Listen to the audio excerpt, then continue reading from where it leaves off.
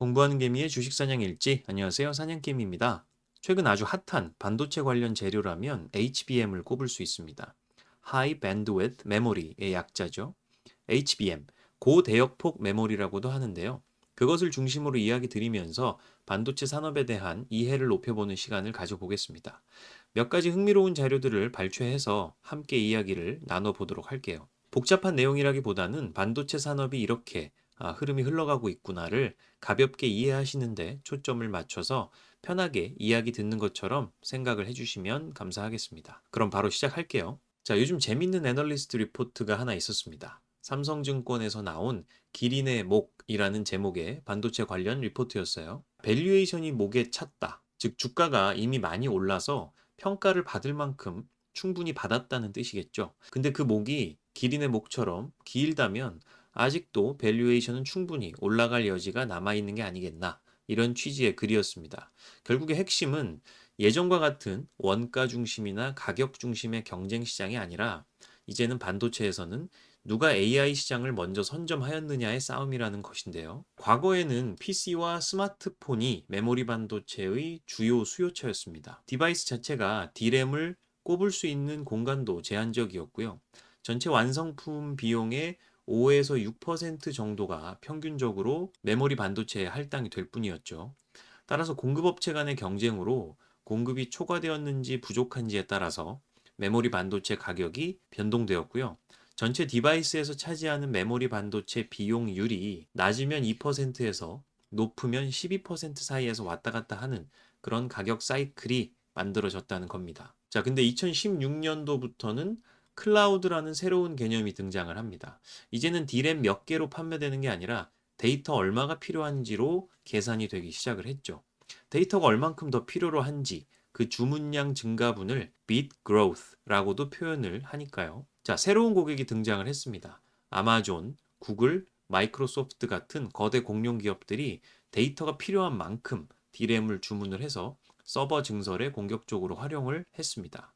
여기서부터 메모리 반도체 게임의 룰이 바뀌었다고 봐야겠죠. 자, 2023년 요즘은 AI가 새롭게 급부상을 합니다. 또 한 번의 게임의 룰이 바뀌고 있는 아주 중요한 시점이에요. 생성형 AI 시장과 그 수많은 연산 작업에 필요한 엔비디아의 GPU, 그리고 그 GPU에 들어가는 HBM을 생산하는 SK 하이닉스, 그리고 이것들을 조립해서 완성품으로 잘 만들기 위한 파운드리 선두주자인 TSMC까지 엔비디아, SK 하이닉스, TSMC로 이어지는 막강한 밸류체인의 완성이라고 보아야겠죠. 이 세 개 회사는 해당 사업을 통해서 창출하는 평균 영업이익률이 50% 수준이라고 합니다. 실로 엄청난 수치죠. 특히 SK 하이닉스의 HBM은 앞으로 AI에 필요한 GPU뿐만 아니라 PC에 필요한 CPU 시장으로까지 확대가 될 것이라고 하고요. 자, 해당 그래프를 보시면 현재 HBM 메모리 반도체 프리미엄은 기존의 DDR4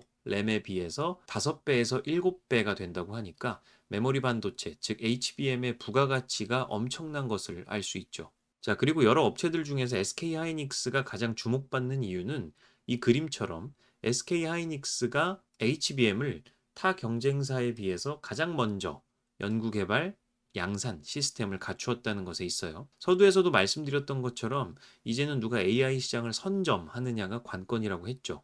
삼성전자와 마이크론은 이 부분에서는 잠시 주춤할 것으로 예상이 됩니다. 다만 삼성전자도 한 발 늦었지만 HBM 사업에 박차를 가하고 있고 가진 유형 자산들과 인력 풀 330조가 넘는 잉여 현금까지 마음을 먹었으니까 엄청나게 빠른 속도로 SK 하이닉스를 뒤쫓을 겁니다. 인텔의 시대에 갇혀 있었던 메모리에서 클라우드 반도체로 그 장벽이 열리고 현재는 AI로 뻗어나가는 메모리 반도체 위상이 실로 엄청나게 달라졌음을 새삼 깨닫게 되는 요즘입니다.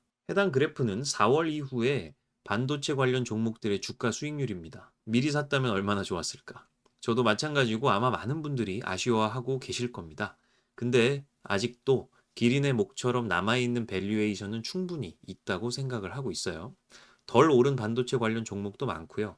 미리미리 공부하셔서 그런 종목에 그물망을 쳐놓고 있으면 충분히 달달한 수익을 얻을 수 있다고 자신하고 있습니다. 자, 그리고 후공정이 앞으로 중요해진다고 다른 몇 가지 영상을 통해서도 말씀드렸었습니다. HBM이라는 것은 D램을 겹겹이 적층해서 해당 D램끼리 TSV 공법이라는 것을 이용해서 D램 간의 미세한 전극을 연결하고 데이터 이동 통로인 채널 버스를 아주 크게 만든 고대역폭 메모리입니다. 자, 그러면서도 기존의 폰노이만 방식의 반도체보다 전력을 덜 쓰고 발열의 문제도 덜 하다는 장점이 있죠. 근데 이렇게 HBM으로 갈수록 점점 생산의 난이도가 높아지기 때문에 반도체를 제조하는 앞단의 전공정뿐만 아니라 웨이퍼 위에 만들어진 집적 회로가 정확히 의도된 대로 전기 신호에 반응을 하는지, 고온, 저온, 고압, 저압, 다습 환경에서도 잘 작동을 하는지 등을 테스트하는 것,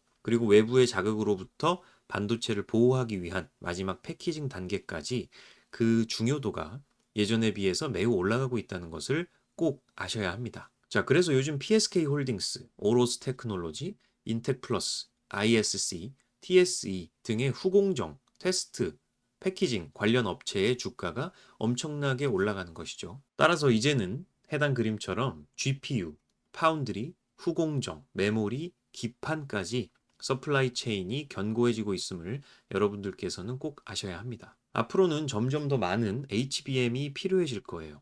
이 그래프처럼 PC, 모바일, 그리고 서버, 이제는 AI에 필요한 GPU 칩까지 어플리케이션의 형태가 바뀌어 갈수록 HBM이 차지하는 비용이 엄청나게 늘어나는 것을 알 수 있죠.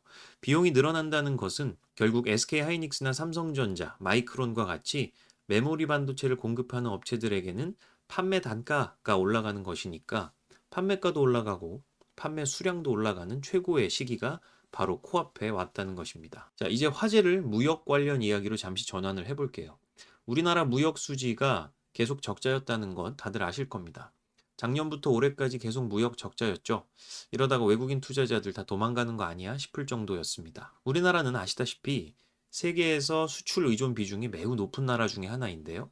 제일 잘하는 수출이 잘 안 됐으니까 결국 외화벌이를 제대로 못한 거죠. 자, 그 중에서도 반도체가 업계 하향 사이클과 맞물려서 제일 힘을 못 쓰고 있었어요. 자, 근데 이제 큰 변화가 일어나고 있습니다.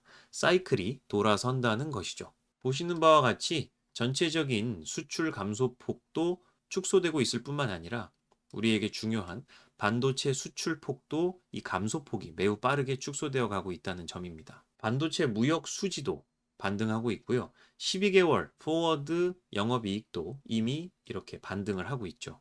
당장은 영업이익률이 떨어지는 것처럼 보이지만 결국 미래 가치가 주가에 평균 6개월 먼저 선반영되는 것이니까 지금 이 주식을 매수하기에는 굉장히 적기다라는 것을 알 수 있습니다. 자, 여기까지 드린 말씀을 한번 쭉 정리를 해보면 결국 AI 붐으로 인해서 GPU 수요가 급증을 했고 그에 따라 고대역폭 메모리인 HBM의 수요가 함께 급증하는 시점이다라는 것이고요. 따라서 엔비디아, SK하이닉스, TSMC의 핵심 밸류 체인이 완성되었다는 것입니다. 그와 더불어서 생산 난이도가 높아진 HBM의 수요를 높이고 완성품으로 시장에 잘 내놓기 위한 테스트 및 패키징 후공정의 중요도가 매우 높아지고 있다는 것. 자, 그리고 PC, 모바일 클라우드 서버에 비해서 AI 시대의 GPU에서 필요로 하는 HBM의 수요가 급증을 하면서 HBM의 가격과 물량이 동시에 증가를 한다는 것이죠. 시장 캐파가 엄청나게 커진다는 것입니다. 자, 마지막으로는 반도체 수출 감소폭이 빠르게 축소되고 있고 12개월 포워드 영업이익이 증가하는 모습을 보여주고 있어서 현재가 주식 투자하기에 좋은 시점이라는 것까지 말씀을 드렸습니다. 자, 요즘은 이런 뉴스 기사도 나오더라고요.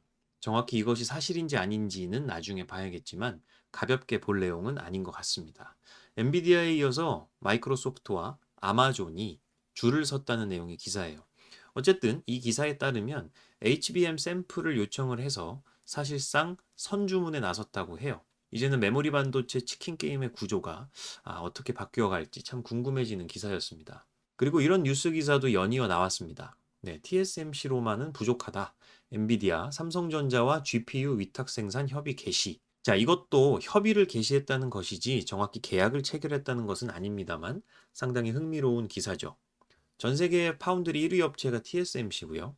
2위 업체가 삼성전자인데 GPU 위탁 생산의 일부를 삼성전자에게 맡길 수 있는 가능성이 보인다는 것입니다. 네, 삼성전자는 2020년에도 엔비디아의 GPU인 GeForce RTX 30 시리즈를 주문받아 생산한 이력이 있기 때문에 이것이 아예 가능성이 없는 이야기는 아니라는 것이죠. 네, 다만 그간 기술의 진보가 많이 이루어졌기 때문에 후공정 패키징에서 TSMC의 2.5D 패키징만큼의 기술적 완성도를 보여주어야 이 계약이 성사될 수 있을 것으로 보입니다. 그래도 TSMC가 현재 주문량을 온전히 감당할 수가 없으니 이런 기회가 삼성전자에 오는 것일 테고요.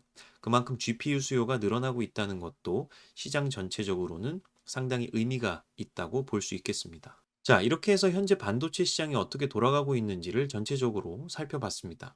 여러분들의 생각은 어떠신가요?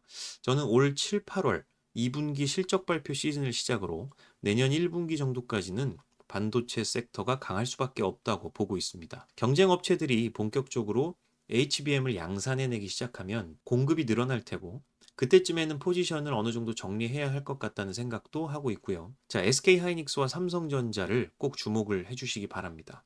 저는 포트폴리오에서 이 두 종목의 비중을 많이 늘렸어요. 그리고 8월부터는 투자금을 현재 2배 정도로 더 증액을 해볼 예정입니다. 그리고 다음 영상에서 다뤄볼 종목들을 미리 잠깐 언급을 드릴게요. 첫 번째는 HPSP라는 기업입니다. 고압 수소 어닐링 장비를 납품하는 독보적인 회사예요.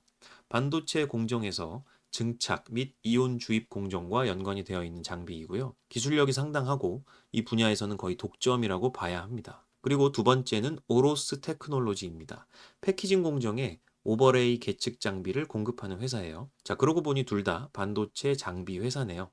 이 기업들에 대해서는 다음 영상들로 차근차근 기획을 해서 업로드 해보겠습니다. 궁금하시다면 미리 검색해 보시고 공부를 해보시는 것도 좋을 것 같습니다. 이번 영상은 여기까지 하겠습니다. 모두들 성투하시길 바라는 마음으로 이 영상 제작했습니다. 도움되셨다면 구독과 좋아요, 알림 설정 부탁드리겠고요. 지금까지 사냥개미였습니다. 감사합니다.